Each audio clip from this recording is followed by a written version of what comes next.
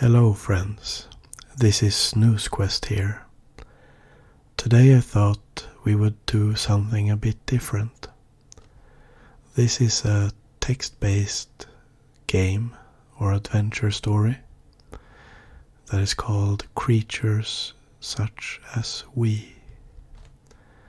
It is made by Linnea Glasser, and I will include links on how to purchase or play this game yourself in the video description. So today I thought we would go through a part of this game. I will be reading the text and making the choices, and we will see what we think of it.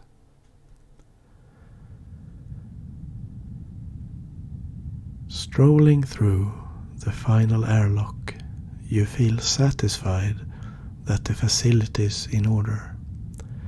The spacesuits are starched, the moon rocks are neatly arranged, and you personally checked that every stateroom is in perfect condition. Twice. Tomorrow's going to go great, and you're finally off the clock. You look back one last time anyway. Time between tourist stays always make you nervous. It feels difficult justifying your non-existent workload while everyone else still has regular maintenance duties. Compounding the lull in responsibilities has been the temptation of finishing the final level of Creatures Such as We.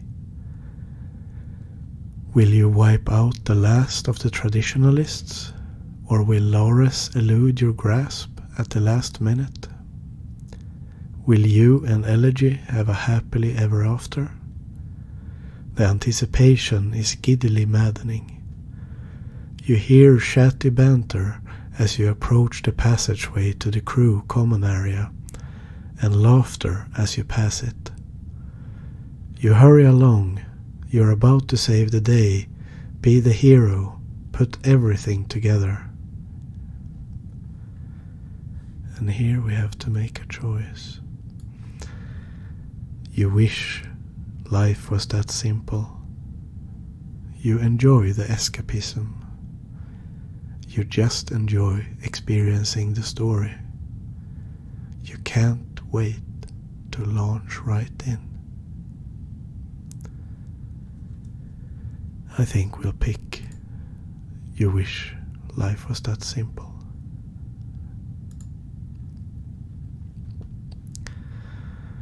You wash your face with astringent and brush your teeth with the smallest dab of toothpaste, rinsing with as little water as you can spare.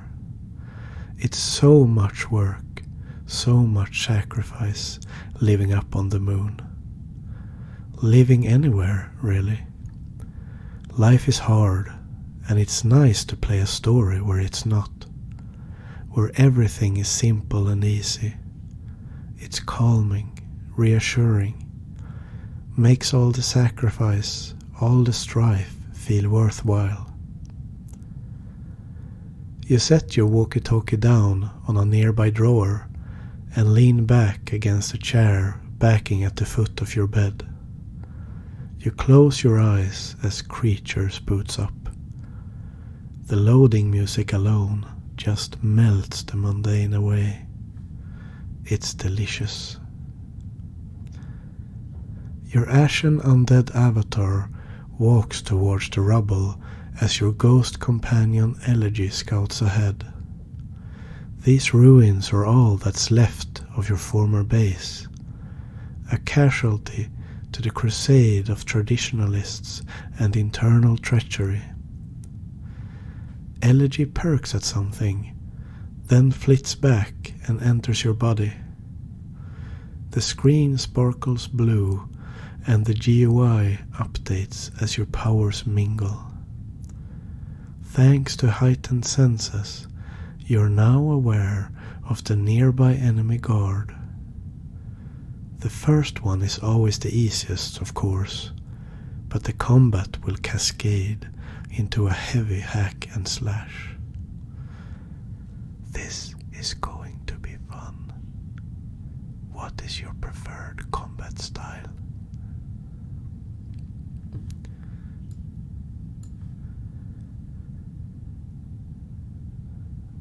Biting and clawing.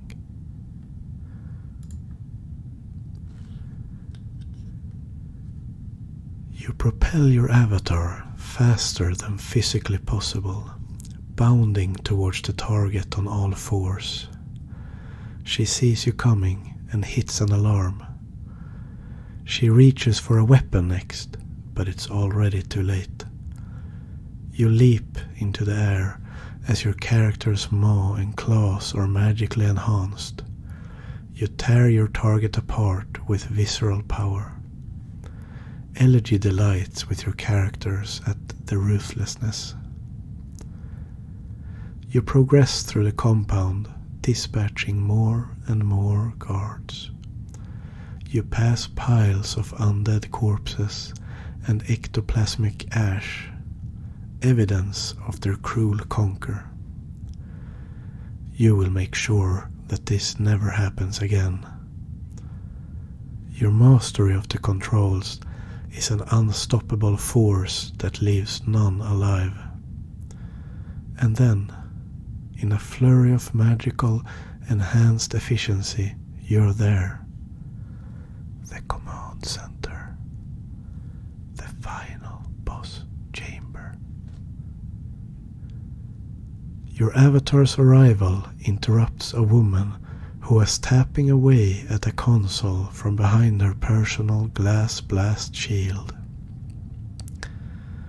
She turns to you as you enter to give the speech, and you smirk in preparation.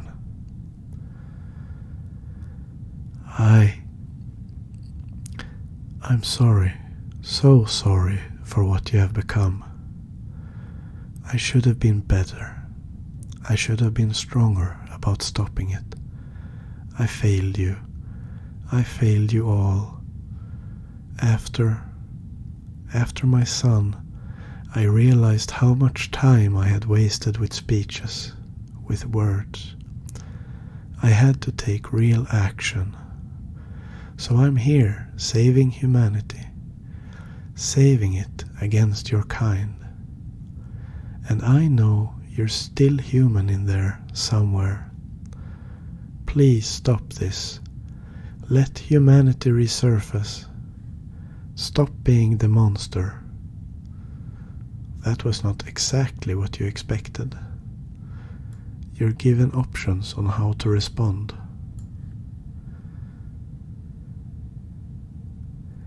Let's offer to talk things out.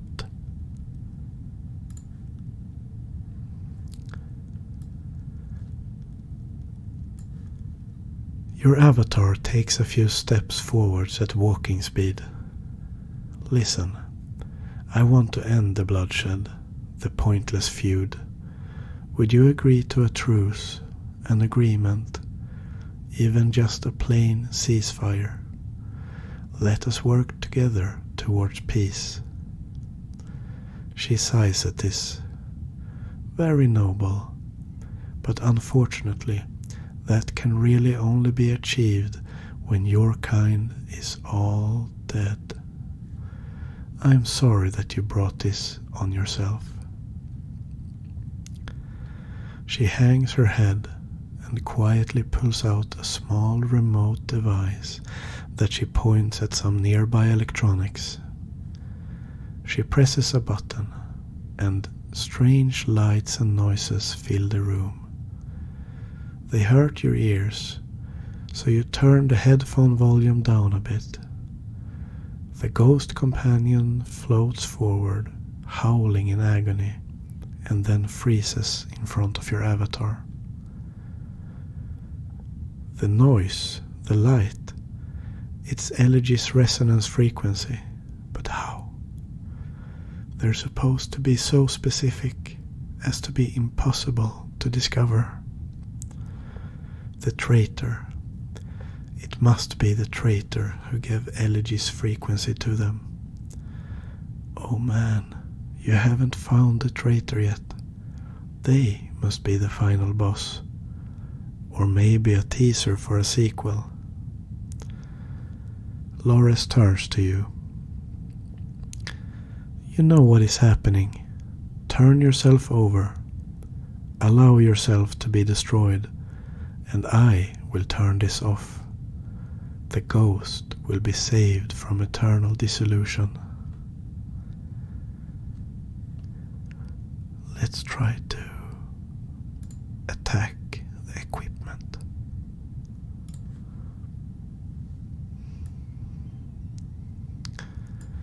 Without the additional help of your ghostly powers, you're as slow and sluggish as a regular, untrained human. Your avatar makes it a few feet before two monstrous guards pop out. You attempt to fight them, but your unassisted combat skills are subpar. You only manage to get one to half health by the time they beat you, stun you, and drag you over to a cage on the command of Loris. How brave of you, Ghost Whisperer. Pity you're no match for my Cerberus guard. Now tell me, didn't you ever wonder how we got in? How you managed to have such a knack for staying alive? Realization dawns on both yourself and your avatar simultaneously. The villain gestures at Elegy and states the obvious. It traded your life for information, the access codes.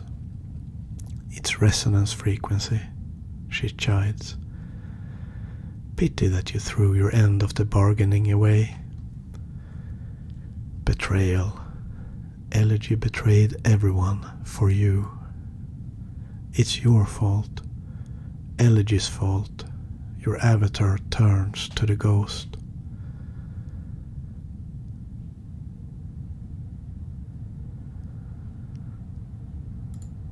I can't forgive you. Your avatar looks down, away from Elegy, but then the camera pans out and the audio fades. Something is wrong. The camera immediately zooms back in on Elegy, still vibrating more furiously than ever. Is it? Loris leans towards it incredulously. A bright flash. Time warps to a near stop. For a brief moment, Elegy solidifies into a human shape and turns to your character. A sad, pale blue figure. It mouths sorry, and then it closes its eyes. Time snaps back, and your companion condenses into a miniature black hole. Or at least, that's what the pulsing energy sphere pulling everything into itself reminds you of. Your avatar's body ragdolls against the side of the cage. The guards are sucked in. Loris is pulled towards it, but she has the fortitude to grab some nearby pipes and scream. But even the words are pulled into the void as the camera wipes to darkness. Over the darkness, with accompanying flash forwards, your character narrates aloud what will happen next. They'll give me an award for this. They'll rebuild, put me in charge out of pity. But it won't mean anything. It won't mean anything without Elegy. I just wish I could go back and redo it all. A cutscene triggers, focusing on your outstretching hands. They clenched into a fist before the camera pans to catch the black hole thing as it dissipates. Then the game fades out to black and the credits start rolling. Wait, what? They can't have killed Elegy just like that. You must have done something wrong, something preventable. You've been a fan of the Collected Game Studio for a while now, and you've never known them to pull a move like this. So what was it? I think it was not preventable. Probably one of the designers really felt that this would be the most emotionally impacting ending that fit into some kind of hero's journey narrative. They probably went with it, even if fans would hate it, to be true to the story. What a bunch of malarkey. Although, now that you think about it, why include the story mode? Maybe they realized that players would mess it up and create this as an easy way to replay the content and unmess yourself. You'll find a way to fix it. You've unlocked story mode, which you're more and more certain is a sign that replay towards the good ending is encouraged.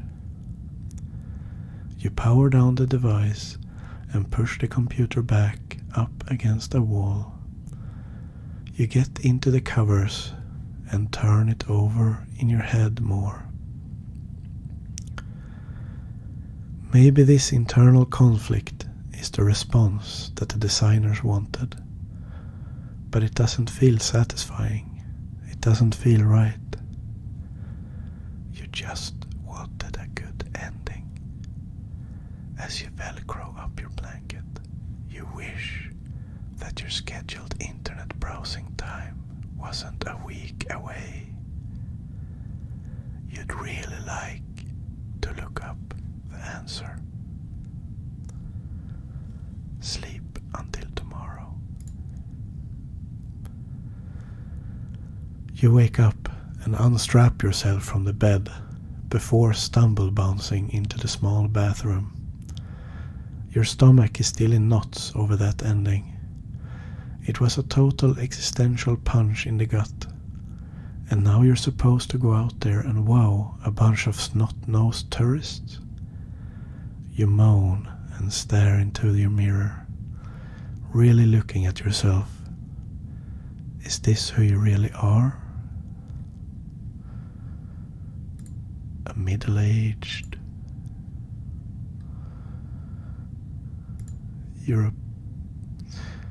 European person.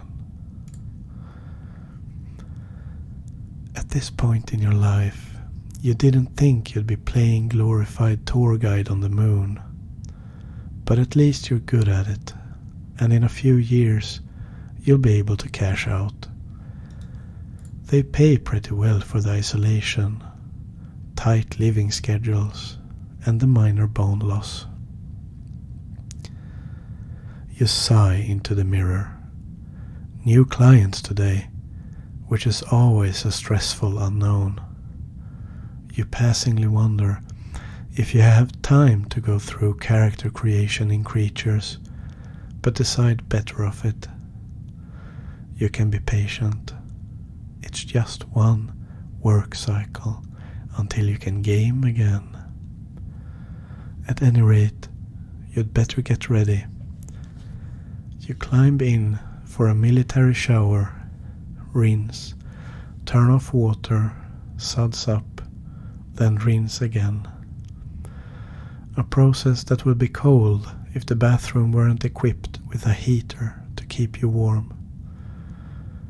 As you lather up, you can't help but dwell on the ending of the game. It just seemed so sudden, so without resolution. It's frustrating. You play games to have something happy and positive in your life, This was just depressing. You deal with that enough in real life, failure, death. So why did they go with this ending? Why did they make a game that was unwinnable?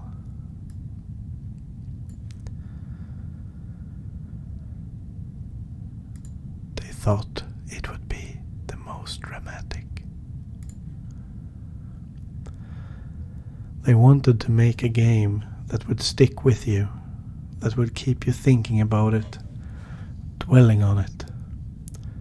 They intentionally wanted you to cause you turmoil, to make you invested in the game, and then pull one of these kind of tricks on you. But it worked. You can't stop thinking about it. Maybe this was supposed to be the encouragement they wanted, so that you'd convince yourself to replay it, to go back, to make things better. You rinse yourself off and step out to air dry in the warmth of the heater, still turning the ending over in your mind. Someone set out to make a game that was intentionally designed to put you through this kind of internal turmoil.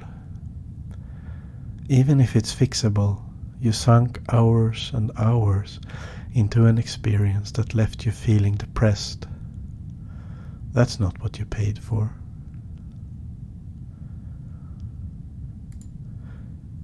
Although at least it was an ending that was actually interesting.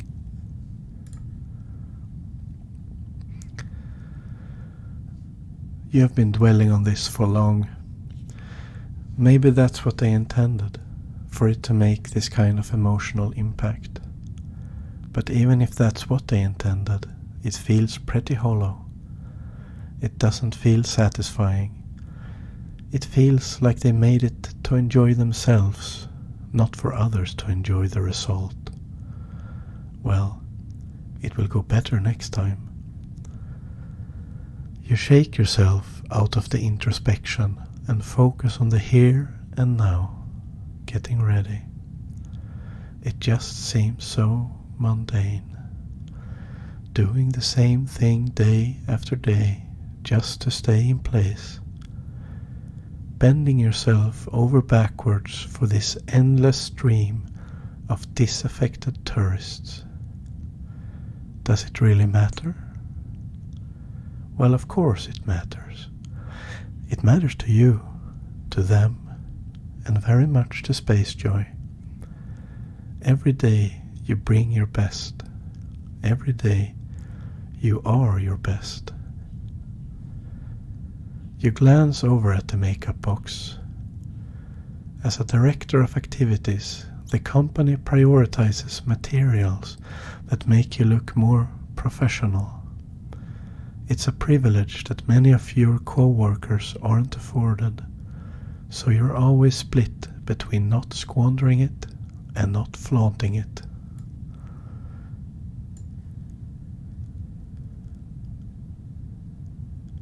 Let's do extra flair. You put in some fun lines and colors, but draw some extra attention to your eyes by adding little freckles of color below and to the side of your eyes. Perfect. Extravagant styles always make guests feel like they're in a more futuristic environment. You look at yourself one last time in the mirror. You smile. Seeing yourself so put together helps reassure you. You're doing pretty well with your life, and when it comes down to it, maybe you're not doing what you originally wanted, but your job's important to you, and you're good at it. One of the best.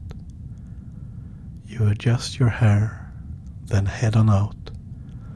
Maybe this week will be better. Time to shine.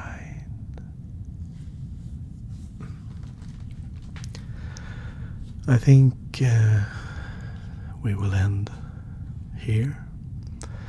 This is just a very small part of the game. There's a lot more to it. If it seems like something you would enjoy, you can purchase it pretty much anywhere. I will put a link to where you can purchase the game on Steam in the description. I'm not in any way affiliated with the creators of this game. I just played it for myself and wanted to share it with you friends.